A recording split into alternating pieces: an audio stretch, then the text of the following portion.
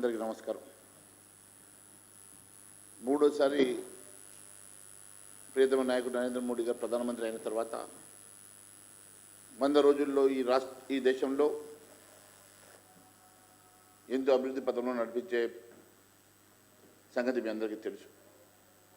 ఎన్నో అంశాలను కొన్ని లక్షల కోట్ల రూపాయలు అట్టడుగు బడుగు బలైన వర్గాల కోసం, పేదల కోసం, రైతుల కోసం, మహిళల కోసం, విద్యార్థుల కోసం, యువత కోసం వెచ్చిస్తూ దేశ అభివృద్ధి ధ్యేయంగా ముందుకు వెళ్తున్న సంగతి మీకు తెలుసు. ఈరోజు ఎక్కడో 10-11 స్థానంలో ఉన్నటువంటి ఆర్థిక వ్యవస్థని గాడిలో పెట్టి భారతదేశాన్ని 5వ ఆర్థిక శక్తిగా తీసుకొచ్చినటువంటి నరేంద్ర మోడీ గారు ఈరోజు వారి నేతృత్వంలో ప్రపంచంలో 3వ ఆర్థిక శక్తిగా ఎదిగేటువంటి దిశలో ముందుకు వెళ్తున్న సంగతి తెలియజేస్తూ ఉన్నాను.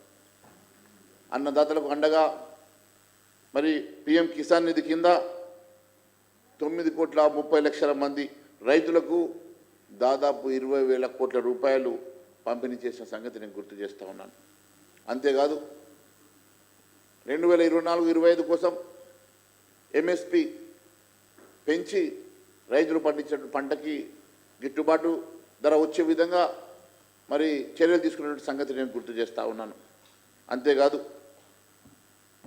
ఎంఎస్పి కొనుగోలు చేసే రైతుల కోసం 2 లక్షల కోట్ల రూపాయల చెల్లింపులు చేసినటువంటి ఘనత భారతీయ జనతా పార్టీ ప్రభుత్వం అని తెలియజేస్తూ ఉన్నాను. 2,000 కోట్లతో మిషన్ మౌసం అని వెంటనే ఈ క్లైమేట్ ఎప్పటికప్పుడు రైతులకు చేరవేసే విధంగా ఆధునీకరణ చేసేటువంటి సంగతి నేను తెలియజేస్తూ ఉన్నాను.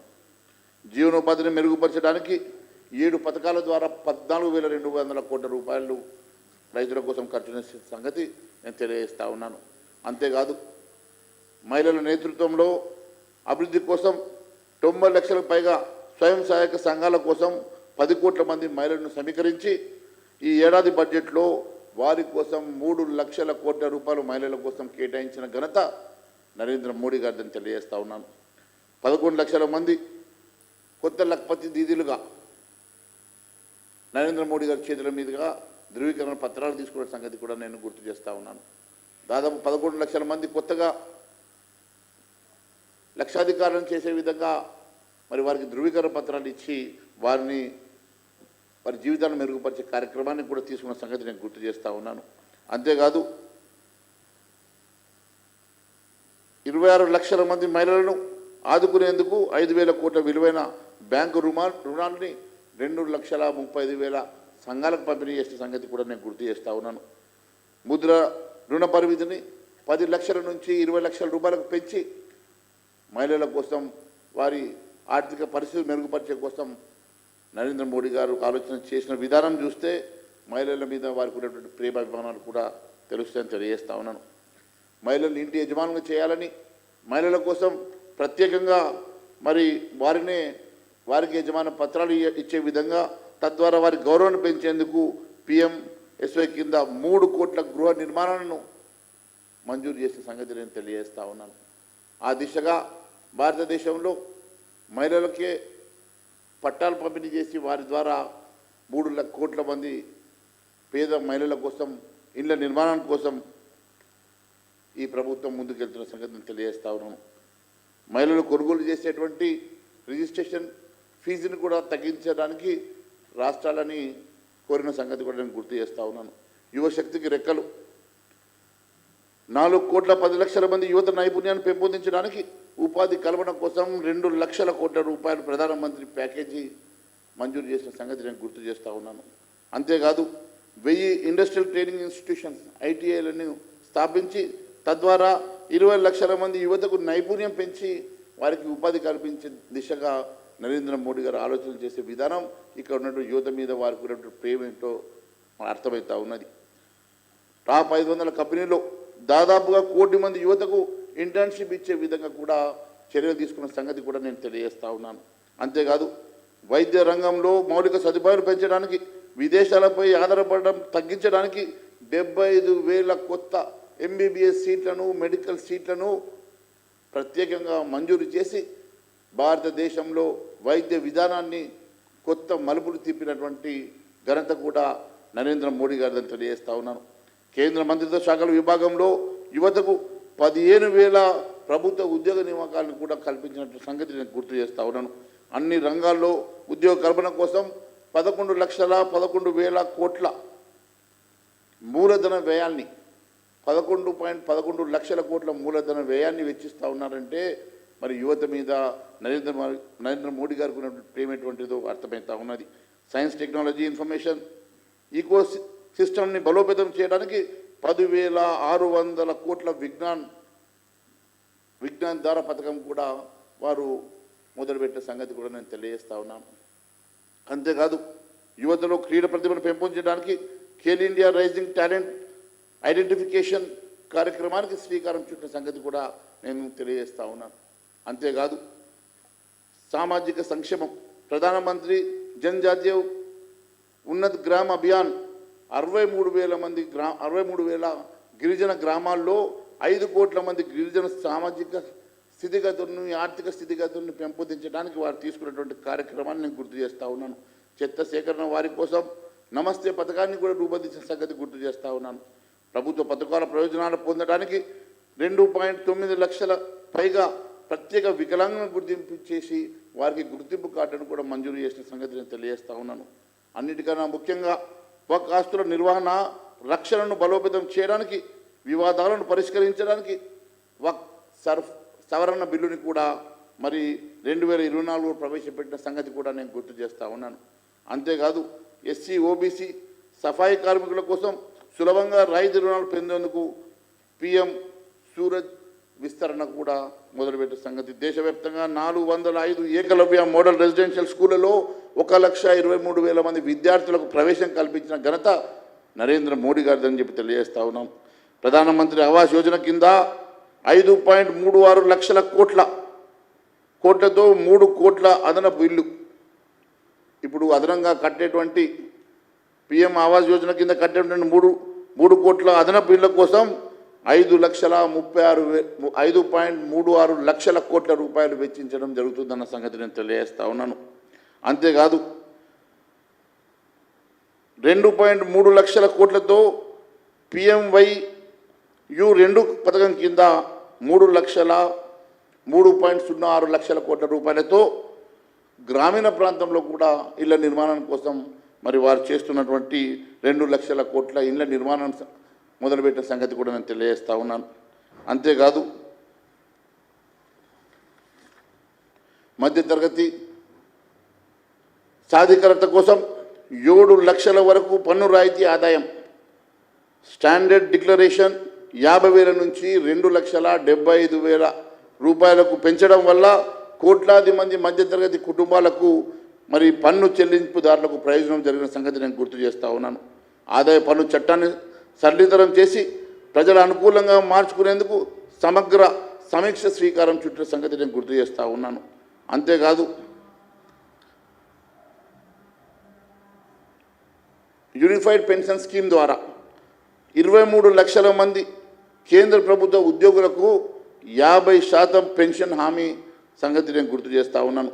అన్నిటికన్నా ముఖ్యంగా ఈరోజు 70 ఏళ్ళు వయసు దాటిన వారికి అందరికీ కూడా 5 లక్షల రూపాయల హెల్త్ కార్డుల ద్వారా ఆధార్ కార్డుతో సంబంధం లేకుండా 70 సంవత్సరాలు దాటిన ప్రతి మహిళకు ప్రతి పురుషులకు 70 సంవత్సరాలు దాటిన ప్రతి ఒక్కరికి కూడా దీని ద్వారా సీనియర్ సిటిజన్లకు 6 కోట్ల మందికి 5 లక్షల ఆరోగ్య రక్షణ పథకాన్ని మొదలుపెట్టినటువంటి ఘనత నరేంద్ర మోడీ గారిని తెలియజేస్తా ఉన్నాను. అంతేకాదు పట్టణ గృహ నిర్మాణ అభివృద్ధి కోసం 2.3 లక్షల కోట్ల కింద పట్టణ గృహాల కోసం దాదాపు 1 కోటి ఇళ్లను నిర్మాణం చేసే కార్యక్రమానికి కూడా శ్రీకారం చుట్టిన సంగతి నేను తెలియజేస్తా ఉన్నాను.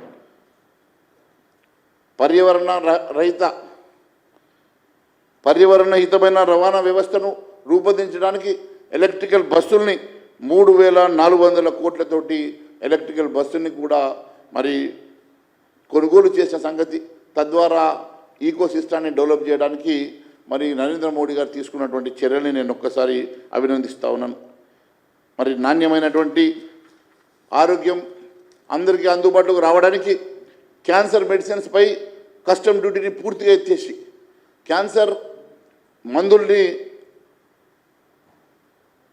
ఇంపోర్ట్ చేయడం వలన దాని మీద కస్టమ్ డ్యూటీ ఎత్తేయడం వలన తక్కువ ధరకే క్యాన్సర్ మెడిసిన్ రోగులకు అందుబాటులో వచ్చే విధంగా కేంద్ర ప్రభుత్వం నిర్ణయం తీసుకోవడం వెనుక కొన్ని లక్షల మంది క్యాన్సర్ రోగులకు దీనివల్ల లబ్ధి జరుగుతున్న సంగతిని తెలియజేస్తున్నాను. వైద్య రంగం అభివృద్ధి కోసం 50,000 కోట్లు రీసెర్చ్కు కేటాయించినటువంటి ఘనత కూడా నరేంద్ర మోడీ గారితో తెలియజేస్తూ ఉన్నాను. యువతలో క్రీడలు ప్రోత్సహించేందుకు కీర్తి అనే కార్యక్రమాన్ని తీసుకొచ్చిన సంగతి నేను గుర్తు చేస్తూ ఉన్నాను. మొట్టమొదటిసారిగా మత్స్య శాఖను ప్రత్యేక మంత్రిత్వ శాఖను ఏర్పాటు చేసి మత్స్యకార శాఖను కూడా దానికి ప్రత్యేకమైనటువంటి దృష్టి పెట్టిన సంగతిని తెలియజేస్తూ ఉన్నాను. వరల్డ్ మ్యానుఫ్యాక్చర్ హబ్ దిశగా భారతదేశాన్ని ముందుకు వెళ్తోంది. అందులో భాగంగా 12 ఇండస్ట్రీస్ స్మార్ట్ సిటీ అనౌన్స్ చేశారు. దాంట్లో హుజూరాబాద్, జైరాబాద్ స్మార్ట్ సిటీ లిస్టులో ఉన్న సంగతి నేను గుర్తు చేస్తూ ఉన్నాను. దాంతో అక్కడ 74 లక్షల మందికి ఉపాధి కలుగుతుందని చెప్పి 74,000 మందికి ఉపాధి కలుగుతుందని చెప్పేసి నేను తెలియజేస్తూ ఉన్నాను. అంతేకాకుండా ఇన్ఫ్రాస్ట్రక్చర్ కోసం 3 లక్షల కోట్లు కేటాయించి రోడ్స్ రైల్వేస్ కోసము 3 లక్షల రూపాయలు కేటాయించినటువంటి ఘనత కేంద్ర ప్రభుత్వం అందని తెలియజేస్తాను. కొత్తగా 8 రైల్వే లైన్లను ప్రారంభించి తెలంగాణలో కూడా ఒక రైల్వే లైన్ని మరి ఆదిలాబాద్ నుంచి పటాన్చెరు వరకు రైల్వే లైన్ని కూడా కేటాయించిన సంగతి నేను తెలియజేస్తూ ఉన్నాను. ఎలక్ట్రికల్ వెహికల్స్ కొనుగోలు కానీ కొత్తగా 10 భారత్ వందే భారత్ రైళ్లను కానీ ప్రారంభించి దాంట్లో ఒకటి తెలంగాణకు కూడా మరి కేటాయించిన సంగతి నేను గుర్తు చేస్తూ ఉన్నాను. అన్నిటికన్నా ఉద్యోగంతో అంతే ఆధార్ కార్డుతో సంబంధం లేకుండా 70 సంవత్సరాలు దాటిన ప్రతి ఒక్కరికి కూడా 5 లక్షల హెల్త్ కార్డు ఇచ్చిన సంగతి కూడా గుర్తు చేస్తూ ఈ రకంగా పూర్తిగా భారతదేశాన్ని అభివృద్ధి పథంలో నడిపిస్తూ 3 ఆర్థిక శక్తిగా అభివృద్ధి చేస్తూ ఇక్కడ ఉన్నటువంటి అన్ని వర్గాలు పేదలకు, అట్టడుగు బడుగు బలహీన వర్గాలకు, మహిళలకు, యువతకి, విద్యార్థులకు, అన్ని వర్గాల ప్రజానీకానికి మరి ప్రయోగాలు చేకూరుస్తూ వారికి అన్ని రకాలుగా ఆర్థిక రంగంలో పురోగమనం చెందిస్తూ ఈ రకంగా దేశాన్ని అభివృద్ధి పథంలో నడిపిస్తున్నటువంటి నరేంద్ర మోడీ గారి 100 రోజుల పాలన నిజంగా కూడా ప్రజలందరూ కూడా మెప్పు పొందుతున్న సంగతిని తెలియజేస్తూ ధన్యవాదాలు తెలియజేస్తా ఉన్నాను.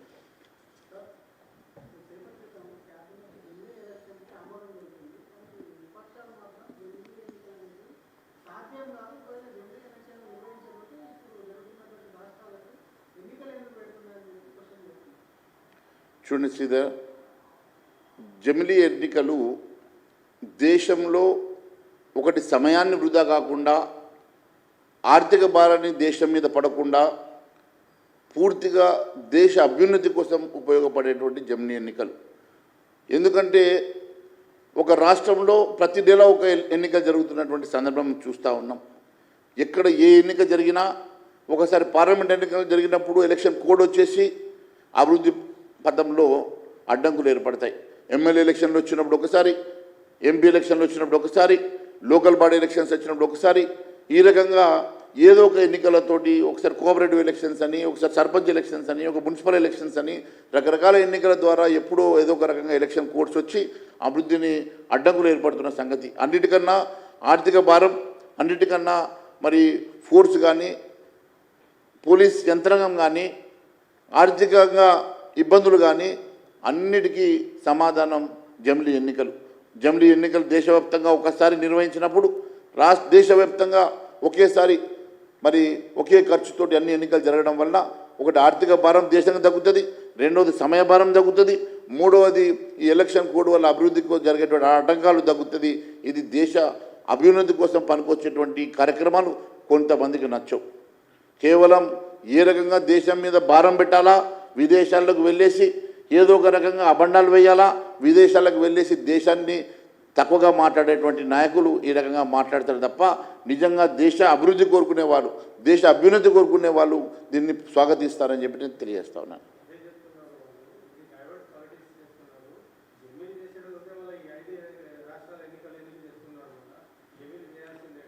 జమిలీ ఎన్నికలకు ఇప్పుడు మనం చట్టం చేసి జమిలీ ఎన్నికలు పూర్తి చేసేయడానికి సమయం పడుతుంది.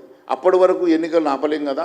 ఇప్పుడు ఎన్నికలు మన పార్లమెంట్ ఎన్నికలు జరిగి కేవలం 100 రోజులే అవుతున్నది.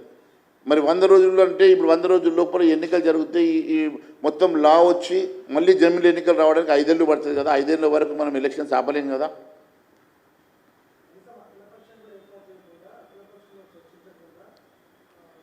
రేపు పార్లమెంట్లో పెట్టినప్పుడు అన్ని చర్చలు వస్తాయి కదా. అఖిలపక్షం దేనికి? ఇదేమైనా జీవో కాదు. పార్లమెంట్లో బిల్లు ప్రవేశపెడతారు. బిల్లు ప్రవేశపెట్టినప్పుడు అందరికీ మాట్లాడే అవకాశం ఉంటుంది కదా. Thank you.